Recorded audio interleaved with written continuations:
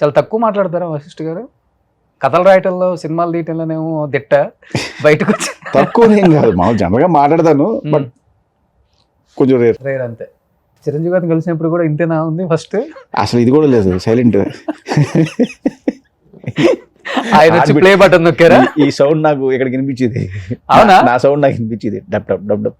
Okay. అంటే ఒక sudden గా చిరంజీవి గారి దగ్గరికి వెళ్ళి కూర్చొని కథ చెప్తున్నాను. చిరంజీవి గారిని దూరం నుంచి చూడడం వేరు, అవును. లేకపోతే చిరంజీవి గారి సినిమాలో చిరంజీవి గారిని చూడడం వేరు, ఫంక్షన్లో ఎక్కడ ఆయన దూరం నుంచి చూడడం, ఇవన్నీ వేరు, కలవడం ఇవన్నీ.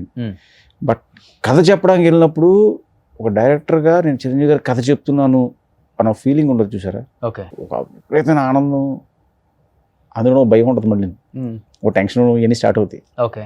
ఎలాగన్నా ఓకే అవ్వాలి, బాసు నచ్చాలి కదా ఎలాగన్నా అని చెప్పి. కాళ్ళలోనికాయా ఫస్ట్, చేతిలోనికాయా? మొత్తం అన్నీ వణికితాయి. హార్ట్ గట్టిగా ఉడికింది, కాళ్ళు చేతులు ఏముంది. ఓకే. హార్ట్ సౌండ్ ఇక్కడికి వచ్చింది, చేతులు కాళ్ళు వణకటం పెద్ద లెక్క. అదే అడిగా, ఏంటమ్మా చెప్పమ్మా అన్న తర్వాత, సార్ ఒక 5 నిమిషాలు సార్ మీరు అలా కూర్చుంటే నేను ఫస్ట్ రిలాక్స్ అవుతాను, నా హార్ట్ బీట్ నాది కంట్రోల్లోకి వస్తుంది. ఫస్ట్ ముందు నేను నమ్మాలి, నేను చిరంజీవి గారి ముందుకు వచ్చిన కథ చెప్తున్నాను అనే విషయం నేను నమ్మాలి సార్. ఓకే. అంటే ఒక ట్రాన్స్లో ఉన్నాను, నేనున్నాను. ఓకే, అప్పుడు స్టార్ట్ చేశాను.